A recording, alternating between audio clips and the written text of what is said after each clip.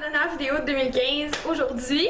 Donc aujourd'hui je vous fais ma vidéo des résolutions pour 2016.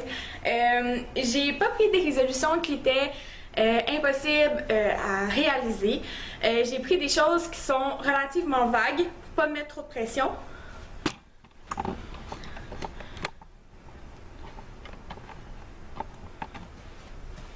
Oui, pour les plus perspicaces d'entre vous, j'ai bougé la caméra. Je suis pas sûre que c'est mieux comme ça. Comme ça. J'ai du blanc sur mon chandail puis je veux qu'on le voit. Oh well! Parfait! Donc, j'ai pris 12 résolutions pour l'année qui arrive. Donc, je vais vous les dire à l'instant. Je vais vous expliquer un petit peu qu'est-ce que je veux dire par ces résolutions-là aussi. Donc, la première résolution, c'est de faire plus attention à moi, donc à ma santé, à mon bien-être, à ma détente, à tout ça. Je suis une personne qui met beaucoup de côté sa propre personne, ce qui est en soi pas du tout un défaut, au contraire, c'est d'être altruiste, c'est de penser aux autres aussi beaucoup. Par contre, à un certain point, ça devient un défaut quand t'es plus bien là-dedans. Cette année, j'ai été confrontée à énormément de choses, puis ces choses-là m'ont fait réaliser que je faisais vraiment pas assez attention à moi. Donc, pour moi, c'est une priorité cette année de réapprendre à faire attention à moi. Ensuite, le numéro 2, ça serait tout simplement de m'améliorer dans mes vidéos. Donc, que ce soit avec du matériel, donc des lumières, des spots, que ce soit, je veux plus de contenu, du contenu plus intéressant, du contenu plus recherché, des meilleurs montages. J'ai acheté un logiciel de montage, donc je veux faire des meilleurs montages, des montages plus poussés. Je veux faire des meilleurs vlogs, je veux faire... c'est vraiment quelque chose d'important pour moi YouTube, puis je tiens à vous le dire, je veux vraiment continuer là-dedans. Puis je pense pas arrêter de sitôt, vous avez pas fini de me voir la face. Donc voilà, c'est tout simplement de m'améliorer dans mes vidéos puis d'aller loin là-dedans.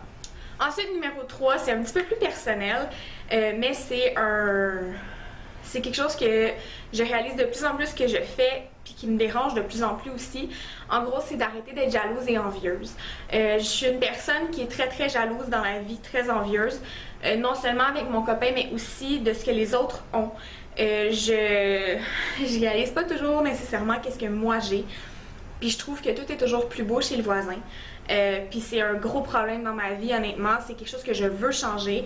De l'envie puis de la jalousie, on va nulle part avec ça, puis ça me dérange de plus en plus d'être comme ça. Mais c'est quelque chose qui est ancré en moi, j'ai toujours été comme ça.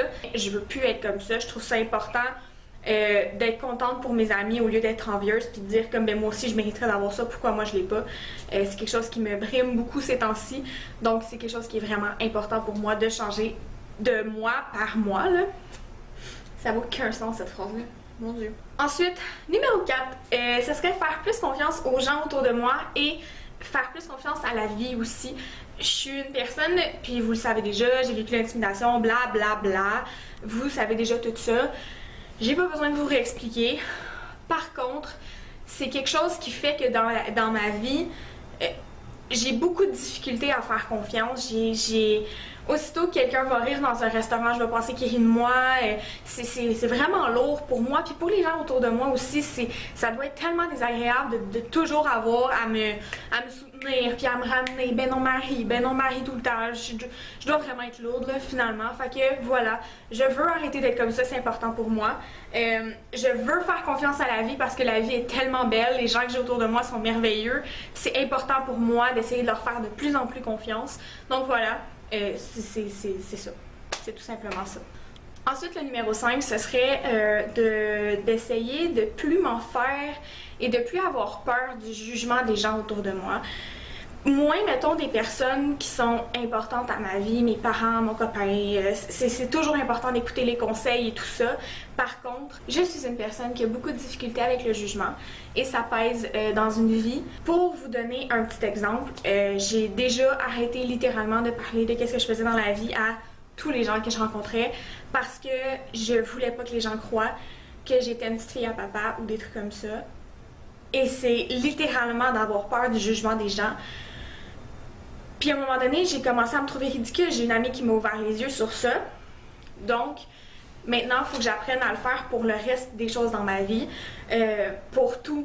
les vidéos sur YouTube, d'arrêter d'avoir peur que les gens me voient filmer, d'arrêter d'avoir peur que les gens pensent que j'ai engraissé, d'arrêter d'avoir peur de tout. J'ai peur de littéralement tout, puis c'est vraiment agressant pour moi-même, donc c'est vraiment quelque chose d'important pour moi. Je veux arrêter d'avoir peur du jugement des autres et de m'en faire avec le jugement des autres.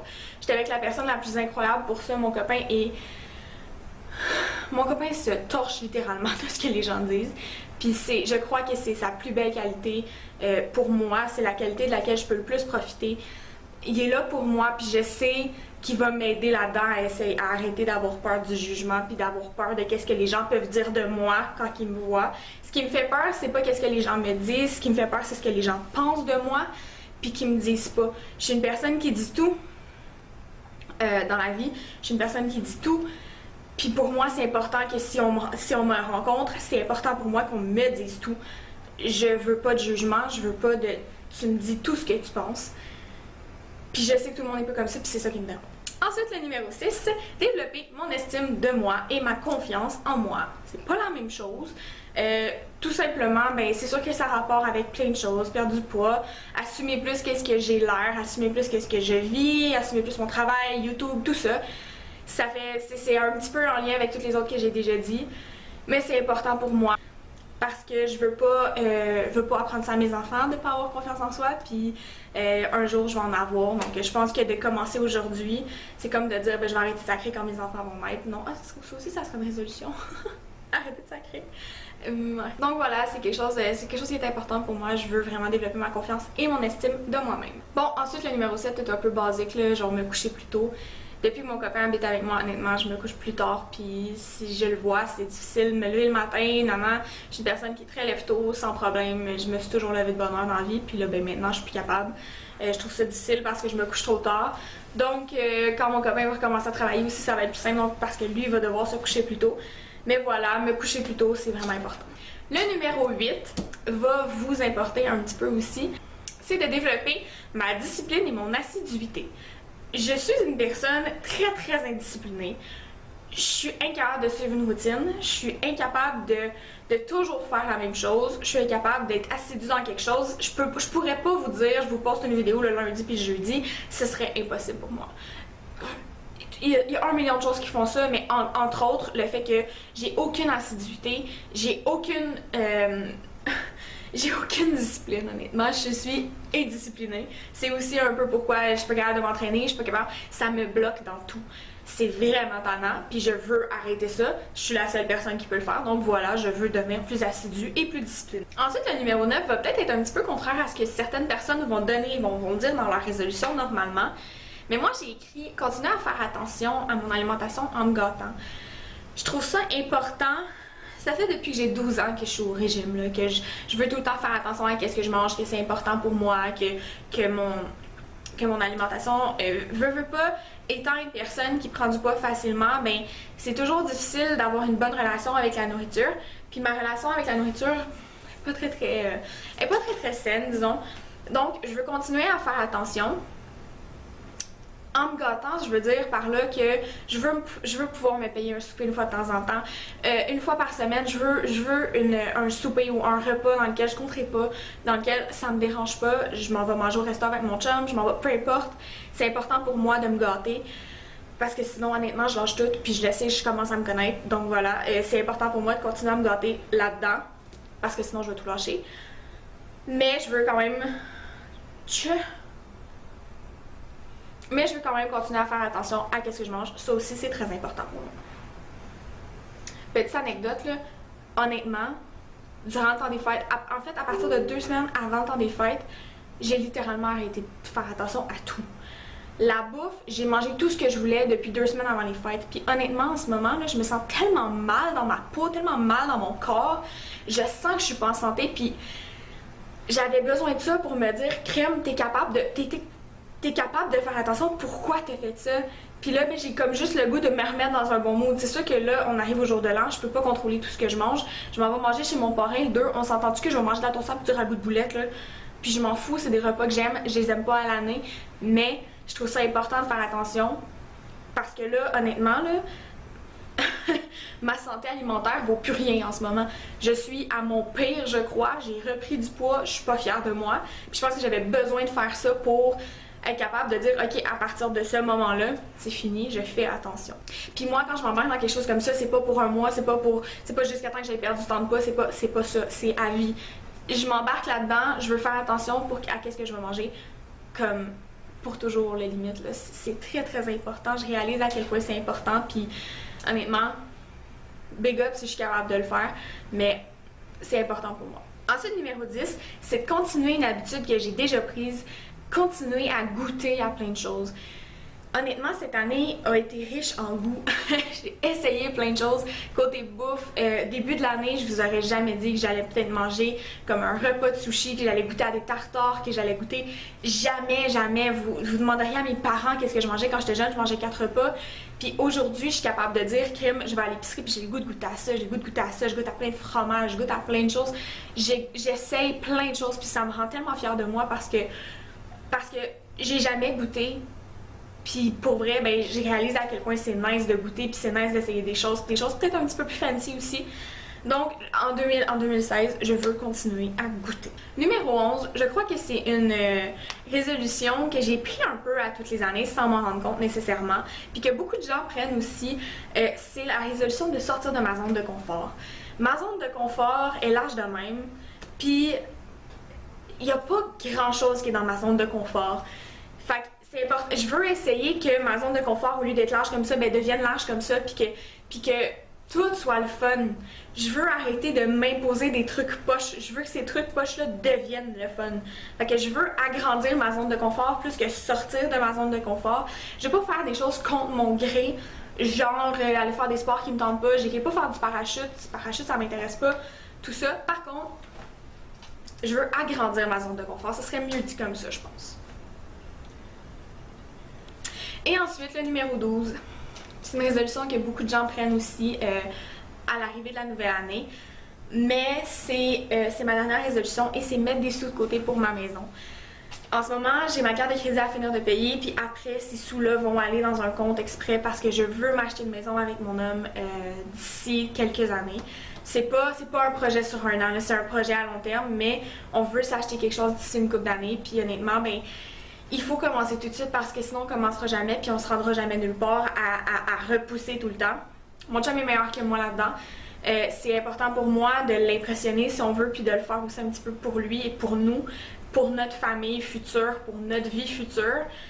Fait que c'est une résolution qui est très très importante pour moi. Est-ce que je vais arriver à la tenir? Je l'espère vraiment. Mais voilà, c'est quelque chose qui me tient beaucoup à cœur, donc mettre des sous de côté pour ma maison. On n'est pas des personnes qui veulent un château, on veut une petite maison pour pouvoir élever notre petite famille, puis c'est tout. Mais c'est quelque chose qui est bien important pour nous. Fait que sur ce, mes amours, j'ai terminé mon dernier vidéo de l'année 2015. On est le 31 décembre, je viens de finir de travailler. Il n'y a plus personne qui va venir me voir au travail d'ici 2016. J'ai adoré mon année 2015 malgré tout ce qui a pu m'arriver. J'ai trouvé que c'était une année incroyable. J'ai pas fait tout ce que je voulais faire, puis ça me rend un peu nostalgique, mais à toutes les années, je suis nostalgique à l'arrivée de la nouvelle année. C'est quelque chose qui est difficile pour moi. Puis honnêtement, ben, je suis quand même fière de ce que j'ai accompli durant cette année-là. Même s'il y a des choses que j'aurais aimé faire puis que j'ai pas faites, j'ai pas eu le temps, j'ai pas pu, ou que je suis peut-être pas rendue où je croyais être rendue à la fin de l'année 2015. J'ai commencé les vidéos YouTube cette année. Je suis sortie de ma zone de confort cette année. J'ai essayé plein de choses. J'ai goûté plein de choses. Ma vie a changé cette année. Puis honnêtement, mais j'espère que ça va continuer comme ça parce que je vois qu'il y a du positif dans ce qui m'arrive en ce moment. Tout se passe bien. On a des bonnes nouvelles par rapport à la santé de Francis. Puis c'est quelque chose qui me tient tellement à cœur. Fait que, honnêtement, là, j'espère que vous avez passé une année incroyable, puis j'espère que l'année qui s'en vient va être aussi incroyable pour vous. J'ai des buts cette année que je veux atteindre. J'aimerais faire une vidéo à la fin 2016, update de mes résolutions. Il y a des choses qui s'en viennent cette année, des vidéos, des séries plus que d'autres, tu sais, comme des séries de vidéos qui vont, je crois, vous intéresser. Vous êtes ma source de motivation, honnêtement. Je vous adore. j'ai juste 100 personnes qui me suivent, mais juste 100 personnes, c'est énorme pour moi. Puis juste 100 personnes qui s'intéressent à mon propos, puis à qu'est-ce que je peux dire, c'est déjà énorme. Je vous adore. Continuez à venir me parler. Continuez à me raconter vos vies, à me parler de vos problèmes. Ça me fait tellement plaisir de vous écouter. Je vous aime de tout mon cœur. J'ai hâte de vous revoir en 2016. Puis dites-moi si vous avez aimé ma vidéo. Puis donnez-moi vos résolutions aussi dans les commentaires. Ça m'intéresse au plus haut point. Je vous aime, mes abonnés d'amour. On se voit en 2016. Salut!